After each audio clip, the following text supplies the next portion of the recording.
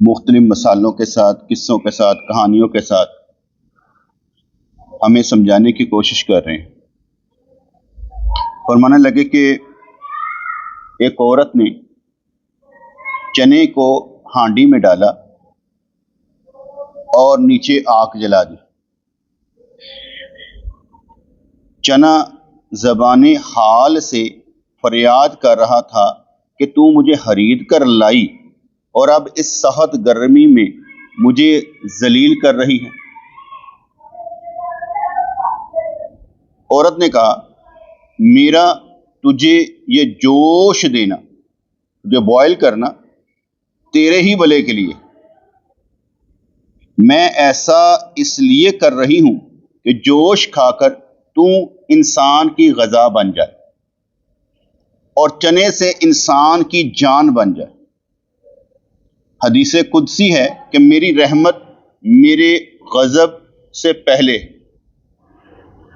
یعنی میری رحمت میرے غضب پر غالب ہے۔ پہلے رحمت اس وجہ سے کہ اس رحمت کی وجہ سے اس کی پرورش ہو کر وہ امتحان کے قابل بن جائے۔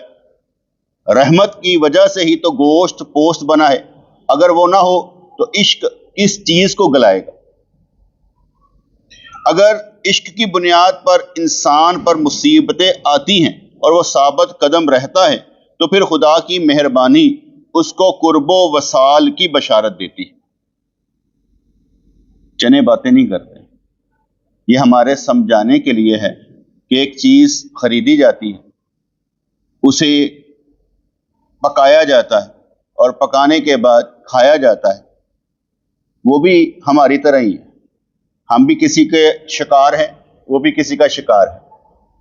کہتے ہیں ہر بڑی چیز چھوٹی چیز کو کھا جاتی، تو ہر بڑے کا فیصلہ چھوٹے کے بارے میں جو بھی ہو ماننا پڑ جاتا ہے۔ میں نے آگے بتایا دین طاقتور کا ہے، کمزور کا دین نہیں ہوتا۔ لہریں وہ پیدا کرتے ہیں جن کے اندر طاقت ہو، اور لہریں پیدا کرنے والا ضرور ہونا چاہیے اپنی بساط کے مطابق۔ کم از کم ہمارے ارد گرد، یعنی ہمارے ارد گرد ایسا حالہ ضرور ہونا چاہیے کہ اس حالے سے دوسروں کو فائدہ ہو، لیکن کوئی نقصان ہم سے آ کر سینے سے نہ لگے۔ یعنی ہمارے ارد گرد ایک حالہ ہونا چاہیے، کوئی ہم سے ٹکرائے نہ، ہمیں نقصان نہ پہنچائے، لیکن وہ حالہ نور کا اسے ضرور روشنی دے۔ مقصد دو ہوں گے اس حالے کے کہ ہمارے ارد گرد ایسی ریز ہونی چاہیے جو دوسرے کے لیے فائدہ مند ہو، لیکن ہمیں نقصان کوئی نہ پہنچائے۔ کم از کم ہمارے اوپر اتنی انوار و تجلیات برسنی چاہیے کہ جس سے ہم دوسروں کے لیے سکون کا باعث ہوں، دوسروں کے لیے رحمت کا باعث ہوں، دوسروں کی سوچ میں مد و جزر پیدا کر سکیں، دوسروں کو جوش اور خروش پیدا کر سکیں، دوسروں کے لیے جذبہ بن سکیں۔ ایسا حالہ ضرور ہونا چاہیے۔ تو یہاں پر اس نے ہانڈی میں پکانے کے لیے ایک بات سمجھائی گئی کہ بھئی یہ جو کچھ پک رہا ہے نا، یہ انسان کی جان بنانے کے لیے۔ ایک یہ چیز ہے جو انسان کی جان بناتی ہے، ایک اللہ کا ذکر ہے جو ہمارا ایمان بڑھاتا ہے۔ یہ چیز جب پک جاتی ہے تو پھر کیا ہوتا ہے؟ ہم کھاتے ہیں، ہماری جان بن جاتی ہے۔ اس کی ایک حد مقرر ہے، کھانے پینے کی ایک حد مقرر ہے کہ اتنا کھانا ہے، اس سے زیادہ نہیں کھانا۔ لیکن ذکر کی کوئی حد نہیں۔ یا ایھا الذین آمنوا اذکروا اللہ ذکرا کثیرا، کثیر کثرت سے میرا ذکر کرو، اس کی کوئی حد نہیں ہے۔ کھانے پینے کی حد مقرر ہے، لیکن اللہ کے ذکر کرنے کی کوئی حد مقرر نہیں ہے۔ خاص طور پر قلبی ذکر کی تو حد ہی مقرر نہیں ہے، وہ تو جو مرضی ہوتا رہے، اپنے دل میں بندہ اللہ کا ذکر جاری و ساری رکھے۔ تو اس لیے اس نے تو کہہ دیا کہ تم مجھے ذلیل کر رہی، یہ ہر کوئی کہے گا۔ آپ کبھی بھی کسی سے گرم ہو کر دیکھیں، وہ آپ کو کیا کہے گا؟ پپا جی میں تو غصہ کر دے پہ ہوں۔ جب کسی کو گرم ملیں گے، لہجے میں ملیں گے، تو وہ یہی سمجھے گا مجھ سے ناراض ہے۔ وہ یہ نہیں سمجھے گا کہ بعض اوقات اسی سے پوچھا جا رہا ہے کہ بابا جو تو کر رہا ہے اس کا مجھے حساب کتاب تو دے، کیا کر رہا ہے؟ وہ یہ نہیں سمجھے گا، وہ غصے میں سمجھے گا کہ یہ مجھ سے ناراضگی کا اظہار ہے۔ حالانکہ وہ ناراضگی کا اظہار نہیں ہے، اسے قابل بنانے کا اظہار ہے، اسے سمجھانے کا اظہار ہے۔ اس لیے انہوں نے کہا کہ تجھے جوش دینے کا مطلب، میں بھی تو آپ کو جوش دینے کی کوشش کر رہا ہوں، آپ کے اندر جذبہ پیدا کرنے کی کوشش کر رہا ہوں۔ کیوں؟ کیونکہ یہ راستہ جذبے کے بغیر، عشق کے بغیر حال ہی نہیں ہونا، چلا ہی نہیں جانا، ٹانگیں کام نہیں کرتی بیٹے، بندہ حرکت نہیں کرتا بغیر جوش اور جذبے کے۔ جوش اور جذبہ ہی بندے کو حرکت میں لے کر آتا ہے۔ اگر جوش اور جذبہ نہ ہو تو نماز نہ پڑھ سکیں ہم، یہ بھی جوش اور جذبے کی وجہ سے پڑھی جاتی۔ ہمارا کھڑا ہو جانا بھی یہ اللہ کی توفیق سے ہے اور کسی جذبے کی وجہ سے۔ دل لگے نہ لگے وہ بات کی کنڈیشن ہے کہ میرا دل نہیں لگ رہا، نہ لگے، مجھے کیا لینا دینا دل سے، میں قرآن و سنت کا شدائی ہوں، دل کا نہیں۔ اکثر و بیشتر کہتے ہیں میرا دل نہیں لگتا، تو باڑ میں جائے، نہ دل لگے۔ قرآن و سنت کا حکم ماننا کہ دل کا، دل پر تو جبر کرنا ہے، خود پر صبر کرنا ہے اور لائن میں لگنا ہے کہ بھئی میں نے چلنا ہے بس۔ تو یہاں پر کھانے پکانے کی بات میں اس نے کہا کہ تو نے مجھے آگ میں ڈال دیا ہے، بوائل کر رہی ہے، تو مجھ پر ظلم کر رہی ہے۔ کہا نہیں، یہ ظلم نہیں ہے۔ کسی بھی چیز کو، ناقص چیز کو بھی دوسروں کے لیے فروٹفل بنا دینا اور اس کی خوراک بنا دینا، وہ اس پر احسان ہے، ناقص چیز پر، وہ ناقص چیز پر احسان ہے۔ مثال ہے، آپ پیاز لے کر اسے ایسے کر کے گرم کر کے اور اس کے کیا کہتے ہیں کوئی چٹنی ڈال کر تو اسے کھانے کے قابل بنا دیا، آپ نے اس پر احسان کیا۔ وہ کھانے کے قابل نہیں ہے، لیکن آپ نے ایسا بنا دیا کہ وہ کھانے کے قابل بن گیا، اس لیے آپ نے اس پر احسان کیا کہ انسان کی جان بنا دی، اس میں شامل کر دیا۔ اور جو چیز انسان کی جان بنے گی تو جان سے عبادت کرے گا، اور جان بنانے کا مقصد بھی عبادت ہے۔ اگر جان بنانے کا مقصد طاقتور لڑنا، کسی کے ساتھ پہلوانی کرنی ہے، وہ نہیں ہے۔ جان بنانے کا مقصد یہ ہے کہ عبادت کرنے میں آسانی ہو۔ حضرت زکریا علیہ السلام قصہ، کہانی، ایک تفسیر میں نے پڑھا تھا کہ حضرت زکریا علیہ السلام و تحیۃ وسنا، آپ کھانا کھا رہے تھے، 2 روٹیاں پڑی تھی، ایک کھا رہے تھے، اتنے میں فیصلے والے آگے، جناب ہمارے درمیان فیصلہ کر رہے ہیں۔ آپ نے کہا انتظار کریں۔ جب روٹی ختم ہوئی، ان کی بیوی وہ اٹھا کر لے گئی سامان۔ کہانی ہے، قصہ ہے، ریفرنس میرے پاس اس وقت کوئی نہیں ہے۔ تو انہوں نے جو فیصلہ کروانے کے لیے آئے تھے ان سے کہا اصل میں 2 روٹیاں ہی کھاتا ہوں، 2 روٹیوں سے میرے اندر طاقت بنتی ہے، تو میں مالک کا کام کرتا ہوں تو اس میں کمی نہیں کرتا۔ اگر میں 1 روٹی کھاؤں گا تو طاقت نہیں بنے گی تو مالک کا نقصان ہو جائے گا، اس لیے مجھے 2 روٹیاں ہی سوٹ کرتی، 1 روٹی سوٹ نہیں کرتی، اس لیے میں نے تمہیں صلح نہیں ماری کہ آؤ روٹی کھا لو، ٹھیک ہے؟ اور یہ جو عورت ہے میری بیوی ہے، یہ اس لیے ہے کہ میری نظر دوسرے پر نہ پڑے۔ دونوں چیزیں بیان ہو گئی۔ ایک اور چیز مجھے بھول گئی ہے، اس لیے جو چیز ہم کھاتے ہیں وہ طاقت ہے، طاقت حد سے زیادہ نہ ہو، بس طاقت حد سے زیادہ نہ ہو، خطرناک ہو جاتی۔ اس لیے ایک حد تک طاقت ہونی چاہیے کہ آپ اپنی عبادات شام تک ایزیلی کر سکیں، اور اس میں بھی یہ ہے، اگر ہو سکے تو طریقہ کار یہ ہوتا ہے کم کھائیں، پھر کم کھائیں، پھر کم کھائیں، پھر کم کھائیں، دیہڑی چ 10 دفعہ کھاؤ، کیونکہ جب آپ ایک دفعہ کھائیں گے تو اتنا کھا لیں گے کہ آپ کے دماغ کو چڑھ جائے گا، اس لیے کم، تھوڑا تھوڑا کھاتے جائیں، کوئی مسئلہ نہیں۔ اچھا صبح ڈبل روٹی کھا لیتی، دوپہر میں کوئی اور چیز کھا لیتی، پھر 4-5 بجے چاہ پی لیتی، پھر اگے چلے تو کچھ کھا لیتا، چلے گا۔ لیکن 2 ٹائم روٹی رج کے کھانا بنتا نہیں نا، رج کے کھانا بنتا نہیں، جو ہضم ہی نہ ہو۔ ہضم کرنے والا مزدور ہے تو ضرور کھائے، کیونکہ مزدور کھائے گا تو کام کرے گا، مالک پر تو ہوتا ہی نہیں ہوتا، سیٹ پہ بیٹھا ہونا ہے، اس کے لیے تو اتنا کچھ ہوتا ہی نہیں ہے۔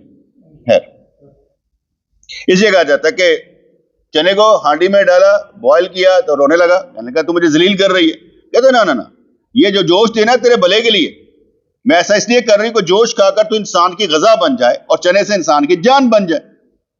حدیث قدسی ہے. اور یہ بھی یاد رکھیے گا کہ جو چیز آپ کھاتے ہیں وہ کہے گی کہ تو نے مجھ پر احسان کیا. مومن جو خوراک کھائے تو وہ احسان ہے اس چیز پر. جیسے چھوٹی سی مثال دے دیتا ہوں, سمجھ آ جائے گی. حدیث پاک کا مفہوم ہے جب آپ کھانا کھائیں پلیٹ کو صاف کر لیں تو پلیٹ دعا کرتی کہ تو نے مجھے اچھی طرح صاف کیا. تو کھایا کیا گیا اس میں؟ کھانا. تو پلیٹ کیا کر رہی ہے؟ اصل میں کھانا ضائع نہیں ہوا, کھانا ضائع نہیں ہوا. اس لیے میں نے سمجھایا کہ پلیٹ اگر دعا کرے تو کھانا کیا کرے گا؟ کھانا بھی تو یہی کہے گا کہ شکر ہے تو نے مجھے کھایا, مجھے اپنی جان بنایا, تیرا خون بنا ہوں. تو اس لیے اب میں تیرا خون بنا ہوں, تیرے اندر گل گیا ہوں. تو یہ احسان ہے ہمارا کہ ہم جو چیز کھا لیں. میں آپ کی مثال دیتا ہوں. میرے پیر مرشد رحمۃ اللہ فرمانے لگے فقہ کا مسئلہ ہے بیٹے کہ اگر روٹیاں پڑی ہوں اتنی تو اوپر کتا منہ مار جائے تو اوپر والی گرا دو, نیچے والی کھا لو. لیکن بیٹے اگر کوئی بے نمازی اوپر ہاتھ رکھ دے تو ساری گرا دو, اس کی نحوست زیادہ ہے. اب اس کو الٹ کر لیتے ہیں. اگر کوئی مومن اس کے اوپر ہاتھ رکھ دے تو اس کی برکت کیا ہوگی؟ اسے الٹ کر لیں. تو جس روٹی پر مومن ہاتھ رکھ دے تو برکت, جسے کھا لے برکت.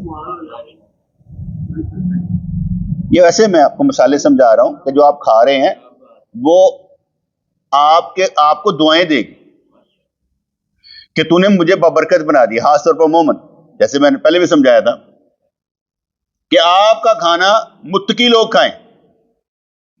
حدیث ہے کہ اپنا کھانا متقی پرہیزگار لوگوں کو کھلایا جائے. کیوں؟ تیرا کھانا بابرکت بن جائے گا. کھانا بھی دعا دے گا کہ مجھے اچھے لوگوں کو کھلایا گیا, اور جنہوں نے کھایا وہ بھی دعا دیں گے. اور اگر نہ بھی دعا دیں تیرا کھلانا کامیاب ہو گیا, کیونکہ تو نے حدیث پر عمل کیا, تجھے اجر مل گیا, تیرا نام آ گیا ریکارڈ میں. تو یہاں پر یہ بھی بتایا کہ انسان کی جان بن جائے. کہنے کہ اللہ کی رحمت اس کے غضب پر غالب ہے. پہلے رحمت اس وجہ سے کہ اس رحمت کی وجہ سے اس کی پرورش ہو کر وہ امتحان کے قابل بن جائے. ماں کتنی تکلیف میں 9 ماہ اپنے پیٹ میں بچہ رکھتی ہے اور تکلیف سے جنتی ہے. وہ کتنی تکلیف میں, لیکن وہ تکلیف کیوں سہتی ہے؟ کہ آگے رحمت آ رہی ہے. پہلے لگتا ہے جیسے غضب ہے, اللہ کی رحمت غضب پر غالب ہے, لگتا ہے ایسے جیسے غضب ہے. لیکن جیسے ہی وہ نکل آتا ہے چومتے ہیں, پیار کرتے ہیں, نعمت سمجھتے ہیں, یا اللہ تیری نعمت مل گئی, تیری رحمت مل گئی. تکلیف کے بعد راحت. اپنے آپ وہ پسند نہ کرے. اللہ نے کریم نے ایسے کام بنا دیے ہوئے ہیں, ایسے کام بنا دیے ہوئے ہیں, یہ تیرے گھر کچھ نہیں ہویا, نہیں تیرے گھر کچھ نہیں ہویا, اس کی وجہ سے بھی سہے گی, اس کی وجہ سے بھی پریشان رہے گی. کیوں؟ وہی کام اس سے کروائے گی. ہمارے اکثر کام ریاکاری پر ہو جاتے ہیں نا, یعنی ہمیں چیز چاہیے نہیں لیکن لوگوں کی باتوں سے ہم چیز لینے کی کوشش کرتے ہیں, چاہے تکلیف میں پڑ جائیں, چاہے تکلیف میں پڑ جائیں, لیکن ہم چیز لینے کی کوشش کرتے ہیں. اور جب نیت صاف ہو کہ یا اللہ جو میں چیز لینے لگا ہوں وہ تیرے لیے ہے, یعنی میری اولاد نسل در نسل اہل سنت عقائد پر حضرت امام مہدی اور حضرت عیسیٰ علیہ السلام کے ساتھ کھڑی نظر آئے. پھر نیت ابھی سے بتا رہا ہوں نا کہ ہم نے سکھانا ہے تو انہوں نے آگے جانا ہے. تو بھئی یہ رحمت ہوگی نا. تو پہلے ایسے لگتا ہے غضب والی چیز ہے یار. کبھی بھی دیکھ لیں عورت جب بچہ پیدا کرتی کیا کیا تکلیفیں اسے ہوتی ہیں معلوم ہی نہیں ہوتا. کس کس کیفیت سے وہ گزر جاتی ہے, کس کس تکلیف سے گزر جاتی ہے. کبھی بچہ پیٹ میں مر جاتا ہے, کبھی کچھ ہو جاتا ہے. کس کس تکلیف سے وہ گزر جاتی ہے ہمیں اس کی سمجھ نہیں ہوتی. مرد کا تو معاملے کچھ اور ہوتا ہے نا. تو میری رحمت میرے غضب پر غالب ہے. پہلے رحمت اس وجہ سے کہ اس رحمت کی وجہ سے اس کی پرورش ہو کر وہ امتحان کے قابل بن جائے. وہ کہتے ہیں کہ بچے کو ہم پھر پالتے ہیں, جب تک بچہ وہ کہتا ہے انگلی نہیں پکڑتا ہم اسے کیا کرتے ہیں گود میں اٹھاتے ہیں, کندھاڑے چڑھاتے ہیں, کیونکہ وہ چل نہیں نہ سکتا, ان چک کے رکھ دیں. جب وہ چلنے کے قابل ہوتے تو وہ انگل چھوڑ دیتا ہے, وہ انگل چھوڑ دیتا ہے. کہتے کہ جب تک تم دوسرے کے کندھے پر ہے ٹھیک ہے تین سوارا سنبھال لے گا, جب تم اپنی مرضی کرے گا پھر تو خود اپنے آپ کو سنبھالے گا. جب کسی پر بھروسہ کر لے گا وہ تجھے سنبھالے گا. جب تو خود پر بھروسہ کرے گا تو آزمائش میں پڑ جائے گا. اب آزمائشیں آئیں گی, یہاں کیا کرنا ہے, کس طرح سے کرنا ہے.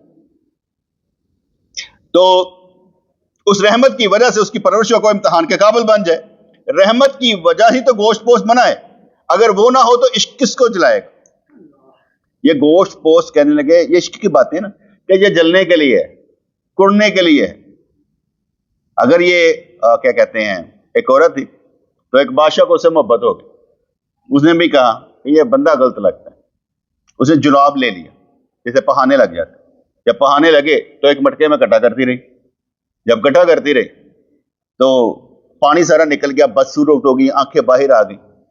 جب بادشاہ کے سامنے گئی تو بادشاہ کون تم, ہمیں وہ کہا نکل جائے یہاں سے, یہ تیرا حال کیا ہوا. کہتے ہیں اس پھوس کی وجہ سے میں خوبصورت سا, ورنہ میری کوئی بات نہیں. تو وہ جو چیز نکل گئی ہے میرے اندر سے تو اب میں ایسی ہوں. جیسے کہا جاتا ہے کہ تیری کوئی قوت نہیں ہے, روح کی وجہ سے تو ہے سب کچھ. اگر روح نکل جائے تو تجھے کیڑے کھا جائیں. جب تک تو روح میں ہے تجھے کیڑے نہیں کھا رہے. جیسے جسم کے کسی حصے سے روح نکل جائے کیڑے کھا جائیں گے اس حصے کو. چاہے آپ کے ساتھ ہی لگا ہو ہاتھ, اس پر آ کے کیڑیاں کھائیں گے کیونکہ آپ کے ہاتھ کام نہیں کر رہا, اس میں جان نہیں ہے. جس ہاتھ میں جان نہیں اسے کیڑے کھائیں. جیسے یہ جب تک روح ہے تجھے کیڑے نہیں کھائیں, اور جس میں روح نکل گئی تو کیڑوں کی خوراک ہے. کیونکہ اب تو بدبو دینا شروع ہو جائے گا, یہ گلنا شروع ہو جائے گا, ختم ہونا شروع ہو جائے گا, پھٹنا شروع ہو جائے گا. تو یہاں پر فرمایا کہ عشق پھر کس کو جلائے گا. اگر عشق کی بنیاد پر انسان پر مصیبتیں آتی ہیں اور وہ ثابت قدم رہتا ہے تو پھر خدا کی مہربانی اس کو قرب و وصال کی بشارت دیتی. میں نے کل بھی بتایا تھا کہ یا اللہ جتنی مرضی مصیبتیں آئیں پر محسوس نہ ہو, اور میرے ساتھ رہنے والوں کو بھی محسوس نہ ہو, ان کو بھی اتنا جذبہ ہو کہ سہ سکیں.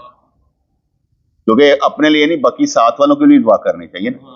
اس پہلے میں آپ نے خود اپنے لیے صبر مانگا یا جذبہ مانگا, اور دوسری میں آپ نے سب کے لیے مانگا تاکہ میری وجہ سے کسی کو تکلیف نہ ہو. اور دعا بڑی سوچ سمجھ کر مانگنی چاہیے کہ ہم دعا مانگ کیا رہے ہیں. کیونکہ دعا مانگتے وقت ہم یہ اختیار نہیں کرتے کہ منو کی نہیں, منو نہیں, سب نو کی. کیونکہ تیرا کلے دا نہیں, تیرا سب کے ساتھ تعلق ہے, اکیلے کی بات نہیں ہے. ایک بندہ کہتا ہے منو میرا کی ہے, نہیں بیٹے تم فرد واحد نہیں ہے, تو جڑا ہوا ہے سب سے.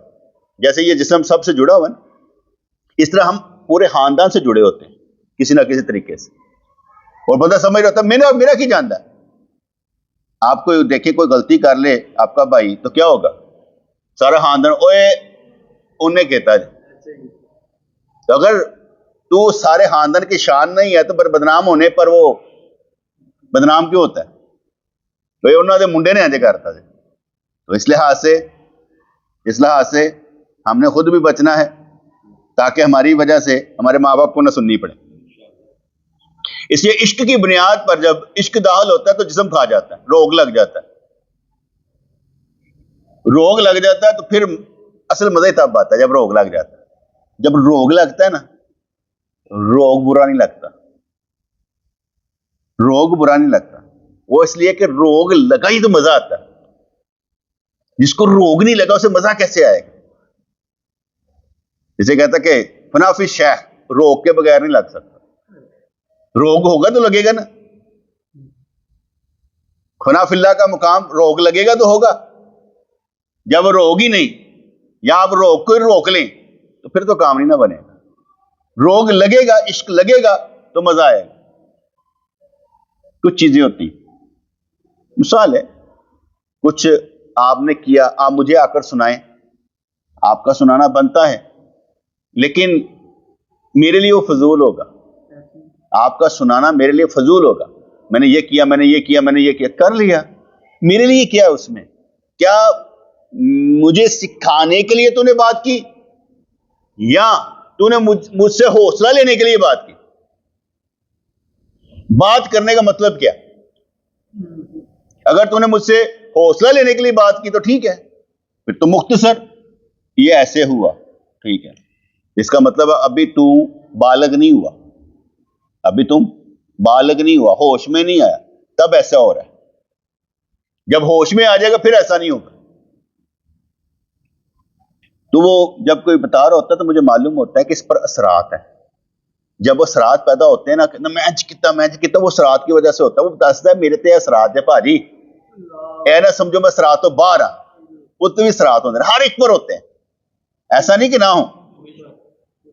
یہ ایسا نہیں ہو سکتا کہ مرکز کے اندر بندہ داخل ہوئے تھے، باہر جاتے اثرات ختم ہو جائے، وہ اندر ہی بڑے رہتے ہیں، اندر ہی پالتے رہتے ہیں. وضو کا کتنے فرض ہیں؟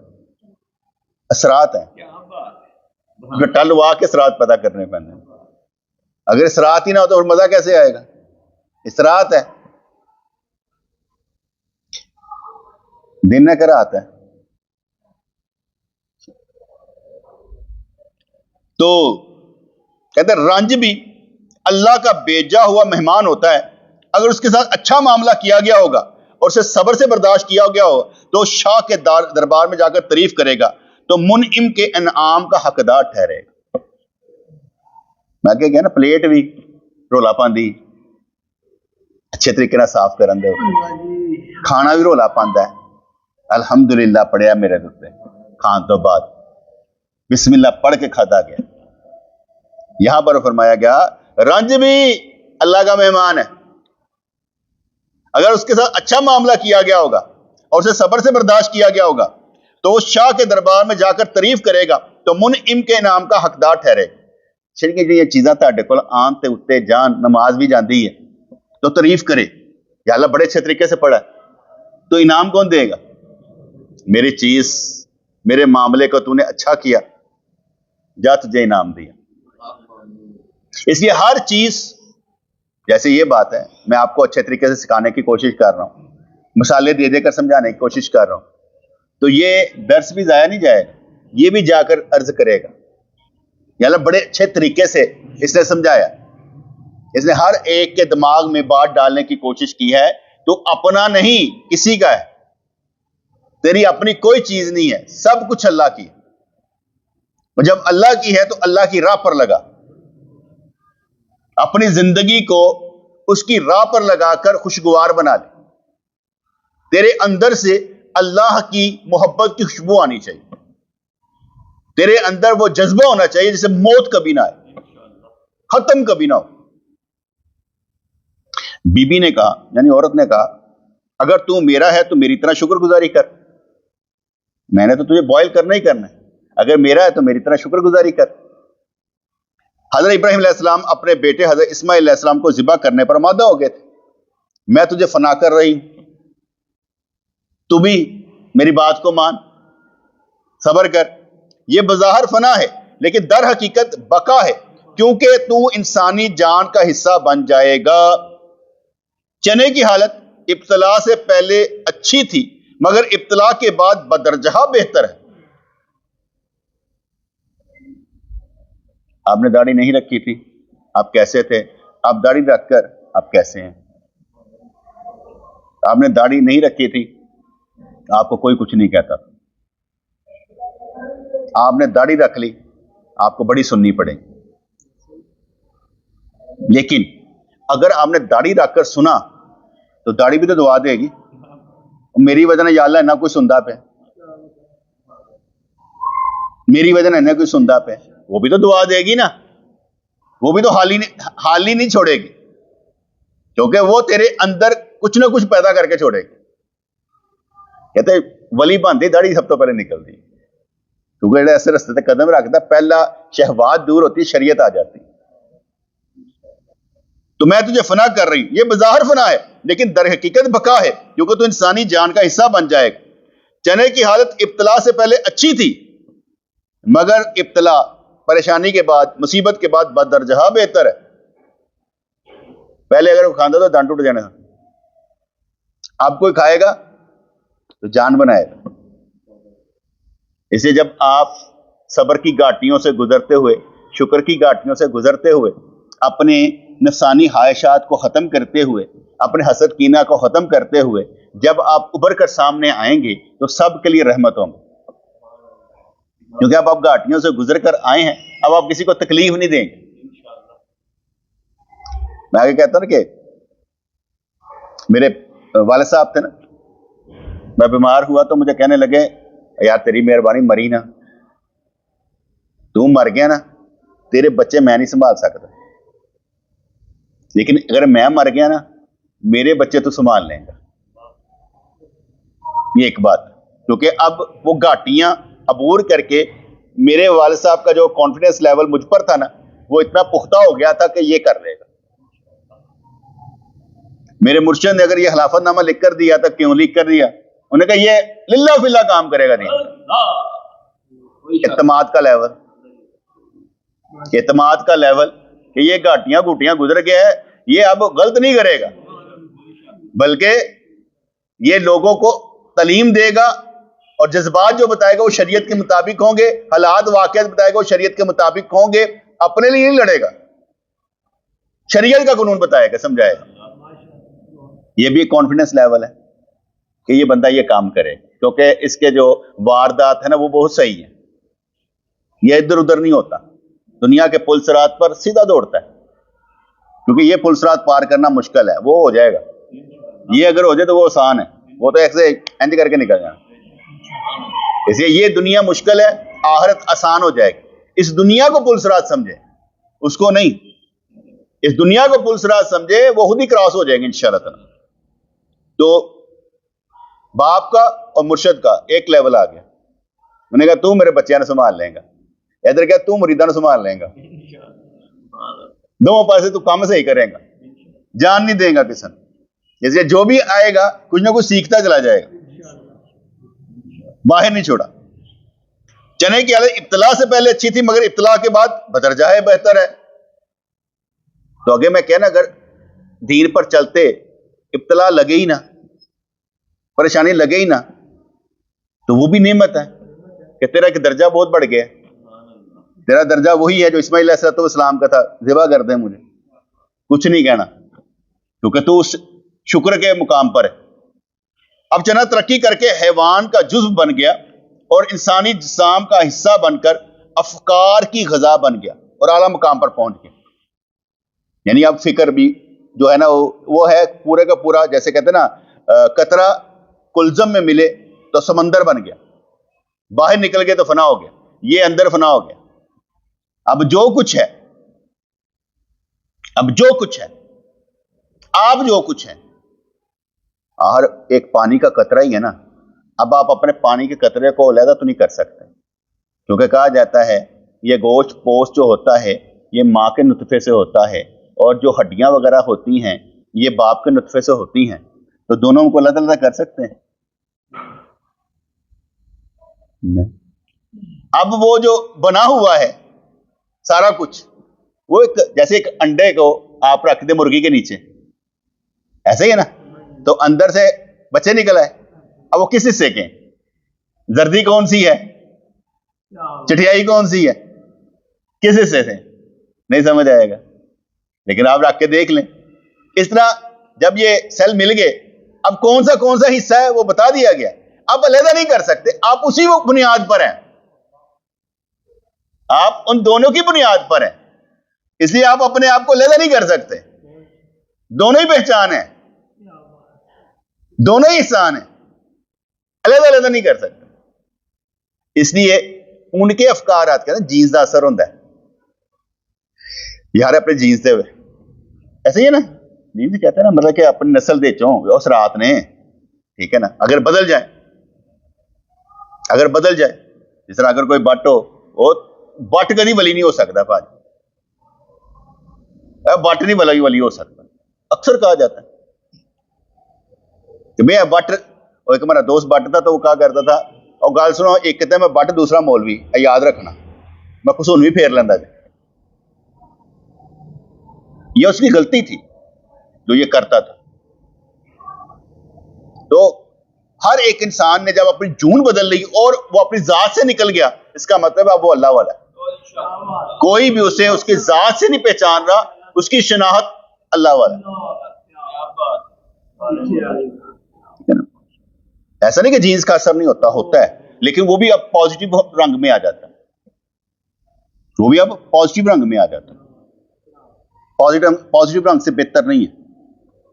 इसलिए समझाया कि जो ये अफकार हैं वो भी आपको जीन्स की वजह से मिलते हैं, लेकिन जो आपके अंदर के अफकार हैं अगर वो गालिब आ जाए तो वो असर जीन का खत्म हो जाता है, वो नस्ली असर खत्म हो जाता है और असली असर शुरू हो जाता है, दीनी असर शुरू हो जाता है। क्योंकि माँ बाप का असरात जरूर होते हैं, ऐसा नहीं कि माँ बाप के असरात नहीं होते, माँ बाप के भी असरात होते हैं बंदे पर, माशरे के भी असरात होते हैं, लेकिन जब अल्लाह ताला की मोहब्बत के असरात पड़े ना तो सारे असरात दूर हो जाते हैं।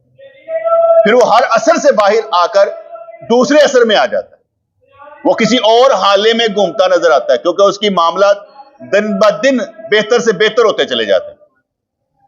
इस जगह इंसानी जिस्म का हिस्सा बनकर अफकार की ग़िज़ा बन गया और आला मुकाम पर पहुंच गया। हैवान नबातात से खुराक हासिल करता है, नबातात की मौत इस तरह उसकी तरक्की का बायस बन गई। बकरा ही खांदा पे घास फूस, वो बकरा खाता है नबातात, वो तरक्की कर गए। हमने क्या खाया? गोश्त, हम भी तरक्की कर गए।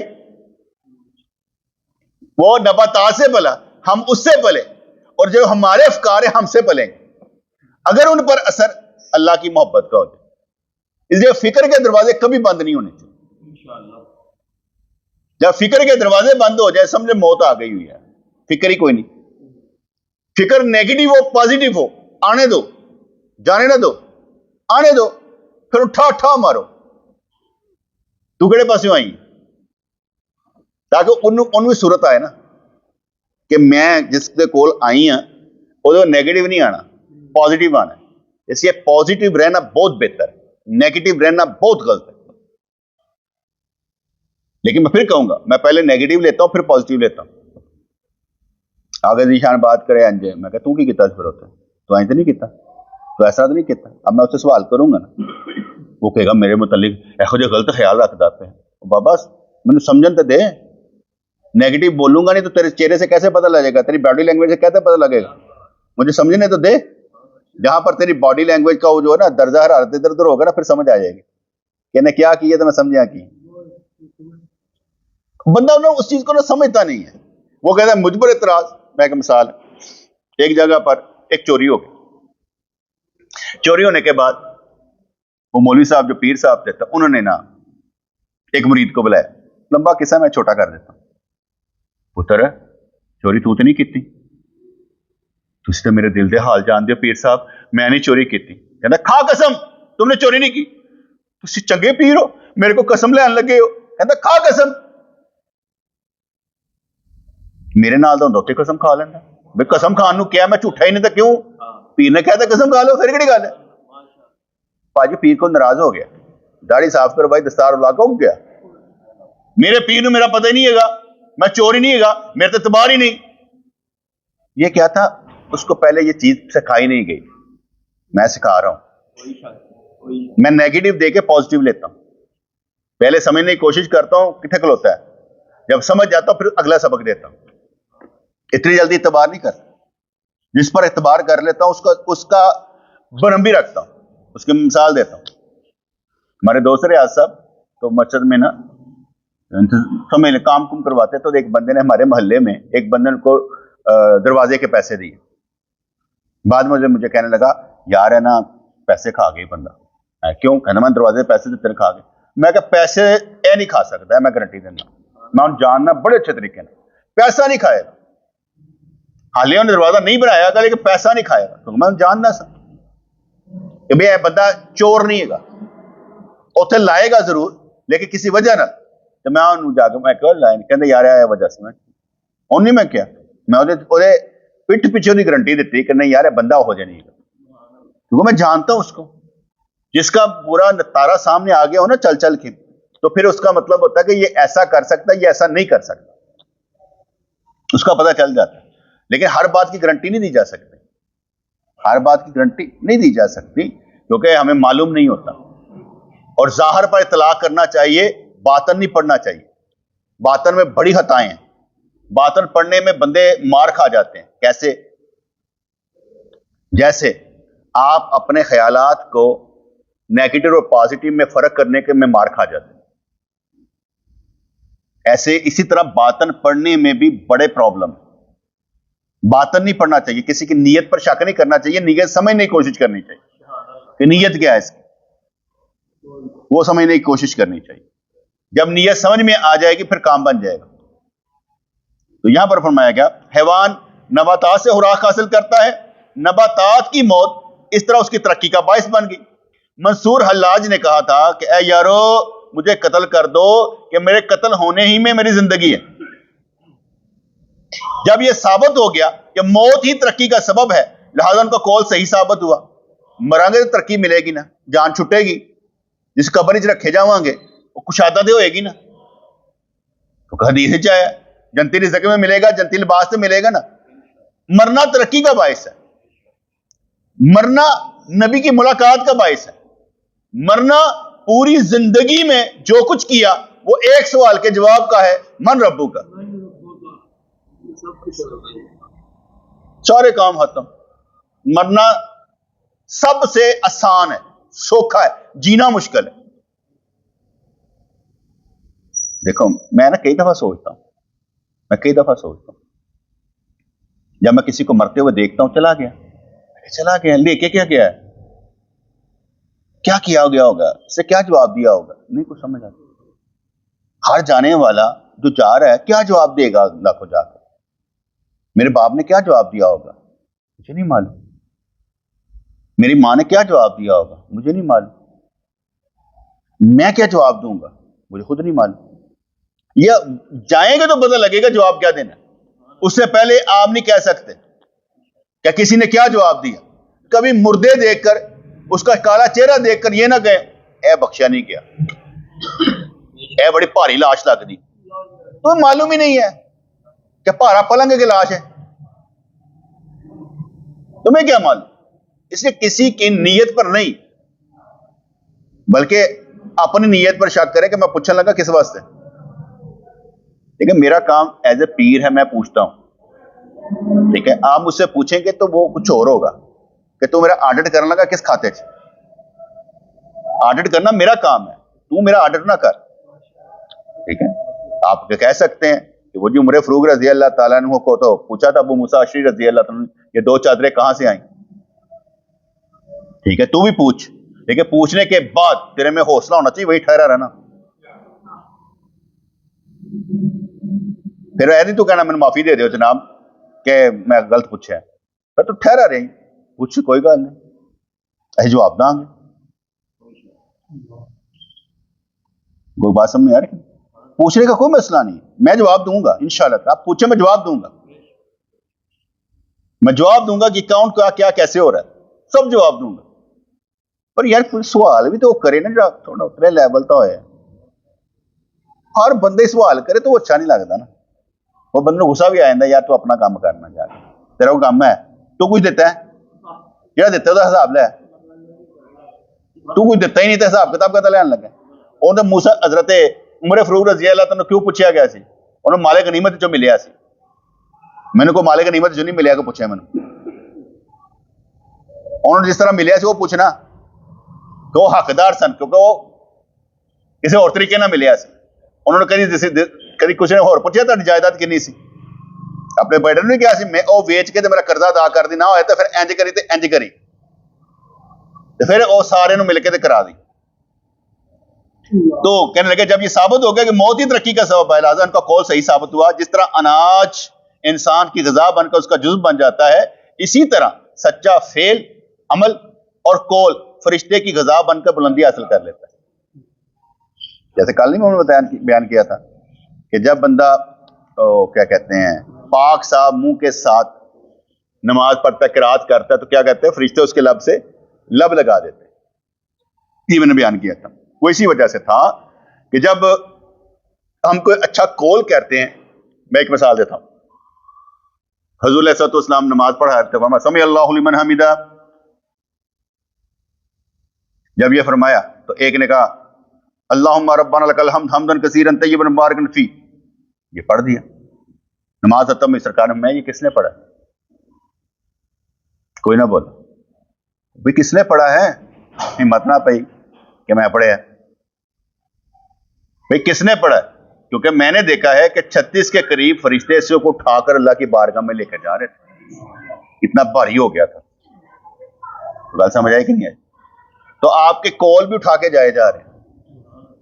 اگر کرامن کاتبین آپ کے قول لکھ رہے ہیں تو اٹھا کے لے جانے والے بھی ہیں۔ آپ کی ہر بات اڑتی جاتی ہے، کہتے ہیں نا کہ اللہ کی طرف تمام اعمال لوٹ کر جاتے ہیں۔ وَإِلَى اللَّهِ تُرْجَعُ الْأُمُورُ، ہر کام، ہر عمل، ہر فعل، ہر بات اڑتی جا رہی ہے اللہ کی طرف۔ کیوں؟ کہ اللہ انعام دے۔ اچھا جو آپ الحمدللہ پڑھتے ہیں یا کوئی بات کرتے ہیں تو کس لیے کرتے ہیں؟ اپنے واسطے کرتے ہیں تو فائدہ ہی کوئی نہیں، مجھے تو ملے گا کیا کریں؟ جب اللہ والا بن کے اللہ کی وجہ سے کریں گے تو پھر کچھ ملے گا نا، پھر ہر گل جا کے کہے گی، تقاضا کرے گی۔ جیسے کہا جاتا ہے کل قیامت والے دن جو بچہ کچا بھی مر گیا ہوگا، جو ناڑو کے ساتھ لگا بھی مر گیا ہوگا، وہ بھی اللہ سے ایسے جھگڑے گا جیسے قرض لینے والا نہیں جھگڑتا میرے پیسے کٹ، تو کہے گا میرے ماں نو بخش دے، میرے پیو نو بخش دے، وہ بھی لڑے گا۔ وہ بھی تاڑی کوئی چیز خالی نہیں، ہر چیز دے ہوتے کچھ نہ کچھ اللہ نے نام رکھے ہے۔ جیسے حدیث پاک میں آتا ہے کہ یہاں پر کوئی چیز پڑی تھی، موبائل پڑا تھا، میں نے ادھر ہاتھ لگایا، پڑا نہیں ہوا، لگا اٹھا کے میں نے ادھر رکھ دیا ہوا، بس اتنا ہی ہوا ہے، اس پر بھی اجر ملے گا۔ تیرا اتنا سکتے میں آ جانے پر بھی اجر ہے، حالانکہ کچھ نہیں ہوا، ہر شے اڑ اڑ کے جا رہی ہے، یہ لفظ بھی اڑ اڑ کے جا رہے ہیں، پہنچتے جا رہے ہیں۔ تو شکر ہے اللہ کا یار، ہم بیٹھے اس لیے ہوئے ہیں کہ کچھ نہ کچھ تو لے کر جائیں گے نا۔ اب ملے گا کیا؟ نہیں، آگے جو کچھ مل چکا ہے پہلے ہوتا ہے آپ دے لیجیے، کھوڑ لینا چاہتے ہیں، اللہ نے بہت کچھ دے رکھا ہے، کسی چیز کی کمی نہیں، کسی چیز کی تھوڑ نہیں ہے، اللہ نے بہت کچھ دے رکھا ہے۔ ایسے ہمارے ہو اور جو دے دے نا وہ انعام ہے۔ جس طرح یوب علیہ الصلوۃ والسلام تے سونے کی ٹڈیاں گزرنا چاہوں نے توتی لا گیا پڑھ کے، انہوں نے کہ یہ کیا؟ اللہ تیری رحمت، تو میں تیری رحمت تو خالی نہیں رہنا، پڑھو قابو کرنا چاہیے۔ اللہ اپنی رحمت جو مرضی دے دے، وہی مرضی، اسی رہنا اس رہی ہیں، رحمت جنی مرضی ملے رہو اپنی اوقات ہی، کیونکہ اوقات سے باہر نہیں جانا، اپنی اوقات میں رہنے کا بڑا ہی مزہ آتا ہے۔ کیونکہ اگر بیٹے ہم اپنی اوقات سے باہر نکل جائیں گے ہم گمراہ ہو جائیں گے، ہم نے گمراہ نہیں ہونا۔